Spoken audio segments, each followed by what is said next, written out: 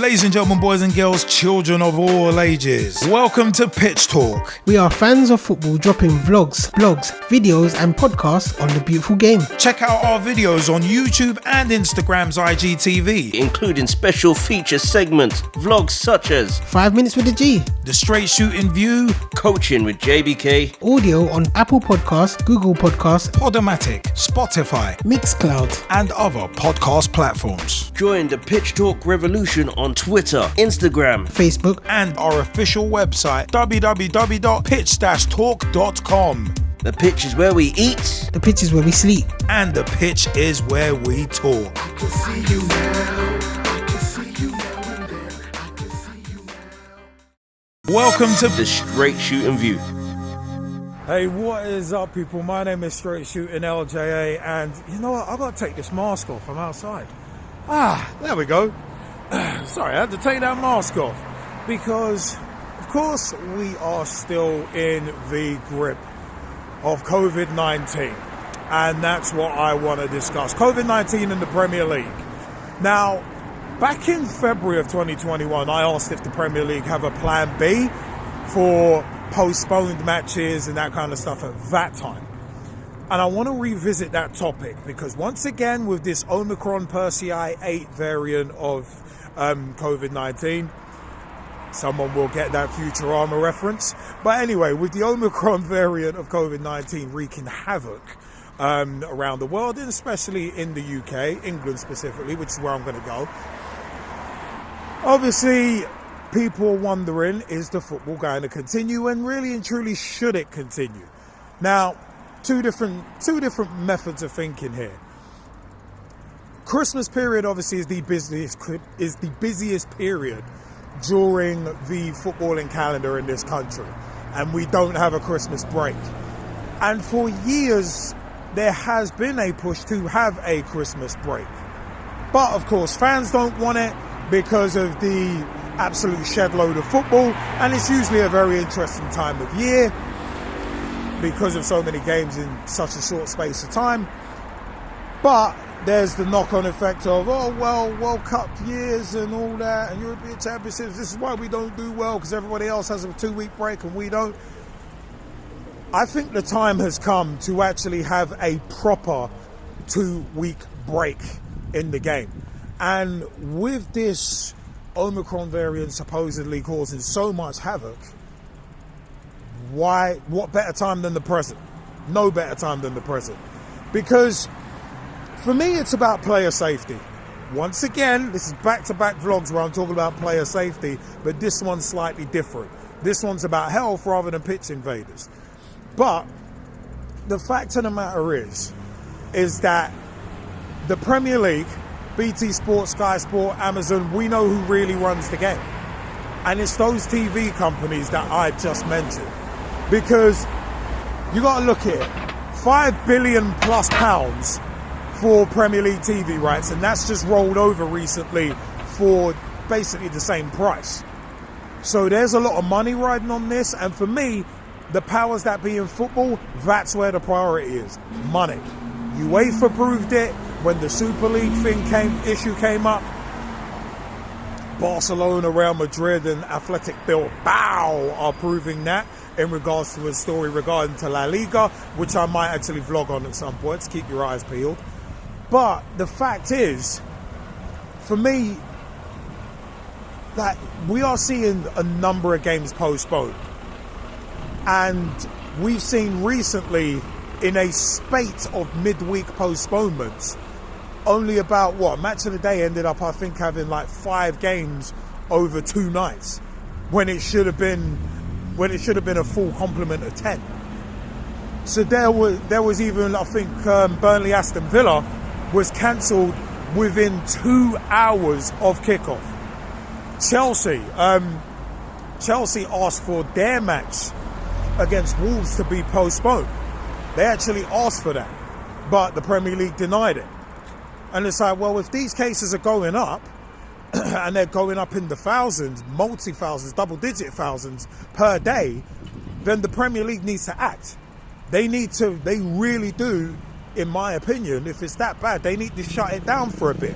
And I am definitely with I am definitely in agreement with Thomas Frank, manager of Brentford, who was like, you know what, we need to shut down for 2 weeks to stop this.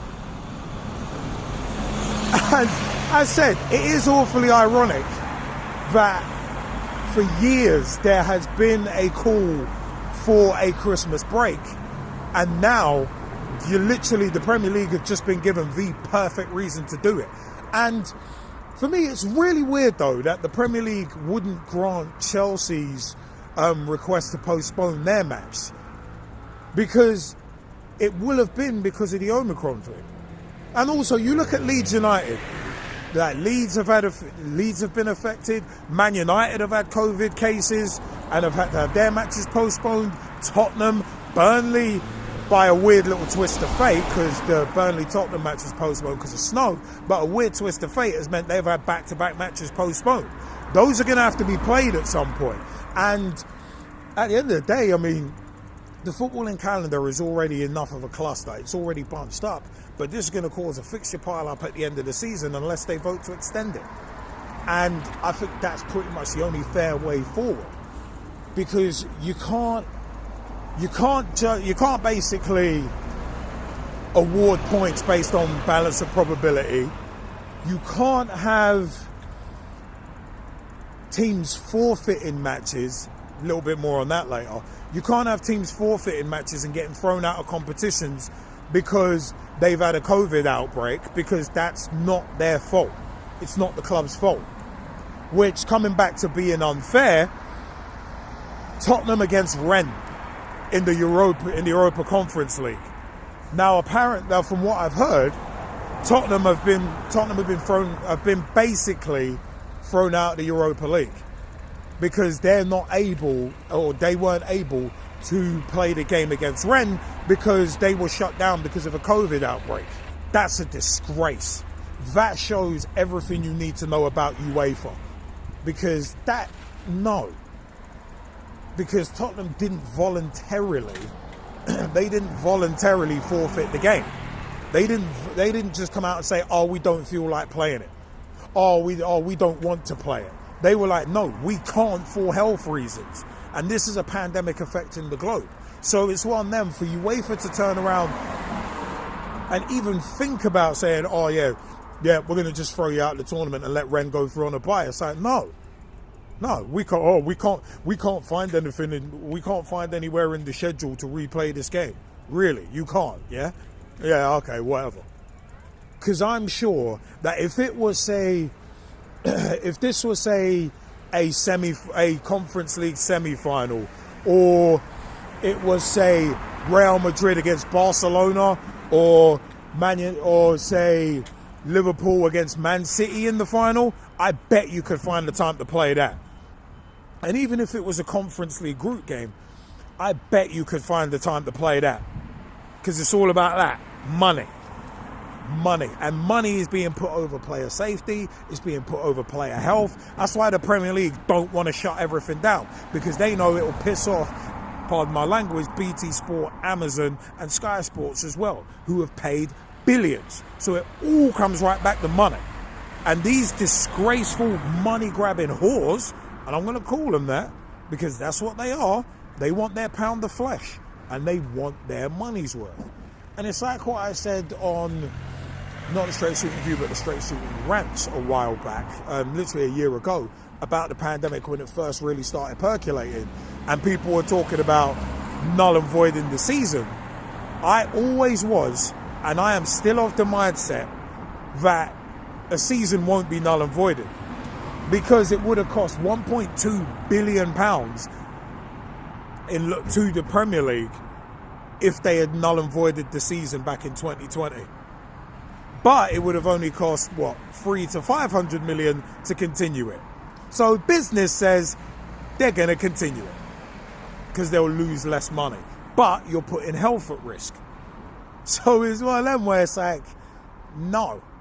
Like, you can't be putting people's health at risk just for the almighty buck. It's like, nah, you don't do that. You don't do that. You shouldn't do that. And it's a disgrace that they'd even think about it, but that's sadly the way it is. That's sadly the way the modern game is. And I said about UEFA and what they're doing with Tottenham and Rennes, that is totally unfair. And really and truly, Tottenham should take that to the Court of Arbitration for Sport. Because to forfeit a game that you can't play because of something that's out of your control, no. Tottenham have got every right to go to the Court of Arbitration for Sport and get that overturned. And the court and the CAS really should overturn it. But as I said, the Premier League needs to figure out a plan B. And extending the season, if you can't fit all the games in, guess what? You've got to extend the season. And this season is a little different as well. Because remember, Qatar 2022, that World Cup doesn't take place until December. So in theory, there actually is a window to extend the season now. Because you ain't got to worry about the World Cup in June, July, and players getting no rest at all. So, if anything, the corruption that ended up resulting in Qatar getting the World Cup, through no fault of their own, it actually might have helped the game out in this country. And maybe even in other countries who may end up having the same issues with Omicron and COVID-19 in general. So yeah, it's one of the few times where corruption and moving stuff because of corruption might end up actually helping. But hey, the same stumbling block is money. And well, that might not help either. So it's one of them where it's an interesting one, but as I said, I think the Premier League need a plan B and they need to work with the government on it. Because because we've already got COVID passes for larger venues. I think it's 10,000 and up. We've already got that. So the Premier League will be enforcing that. So a 2-week shutdown, sorry, player health, player safety, and also the families of these players as well. That's impacted. Because if someone from a Premier League team gets COVID, they go back to their families, infect their families, then their families are in trouble with it. So you've got to look at that as well. It's not just the players, it's people around them too. So the Premier League need to pull their finger out and get a plan B. And that plan B looks like at the moment, it's extending the season. I think that's the only way it can go. Because if you don't want clubs like complaining and playing like two games in the space of 4 days, then you need to extend the season. And you can't have every club because, again, for me, this hurts the integrity of the competition, like UEFA did with the Europa Conference League and the Tottenham Rennes thing. It's a case of you hurt the credibility of the competition if because, say, like Leicester City have like 8-9 players out with COVID, and then they're playing a reserve squad. Doesn't that hurt the integrity of the competition?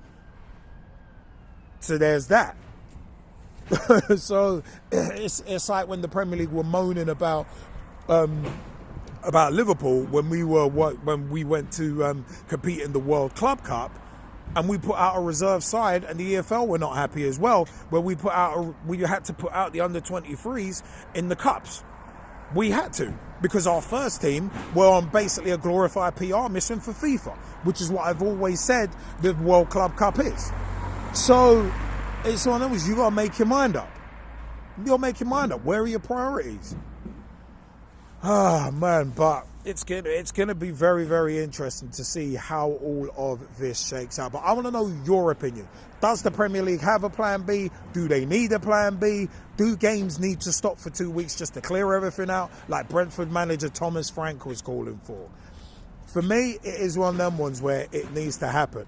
And also, by the way, just on a side note to Jurgen Klopp, forcing vaccinations is not going to do anything. People who are double jabbed and vaxxed are still very susceptible and are still going down in their thousands to COVID, whether it be the original, the Delta variant, or the Omicron. So sorry, Jurgen, that's not the miracle solution that everybody's hoping for. And to the government as well, it's not the miracle solution that they've said it is, the vaccines. So, yeah, that's where I land on that. But I have been Staight Shootin LJA, and as I said, I'd like to know your views. www.pitch-talk.com is the official website. You can catch our RSS feed of our podcast up there. You can also catch our podcast on Podomatic, Verbal, Apple Podcasts, Google Podcasts, Spotify, Amazon Music, wherever you catch your podcast, search for the Pitch Talk podcast as well. Remember, at GetVerbal on Twitter. Tweet them, follow them, and let them know that we sent you, because we are verbal ambassadors and proud of it.